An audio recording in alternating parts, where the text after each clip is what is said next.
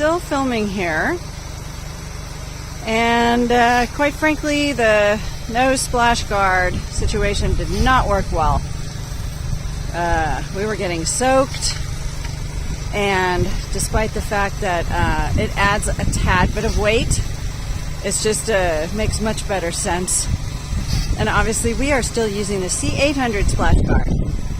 It's a better design, and it only leaves just a little bit of water flying out from the sides, which you can pick up on your way up or back. So we just like to be able to see the ends of the brush, and yeah, the C800 just works better for us for almost every situation. So Jan is using modular poles and adding and removing sections as needed.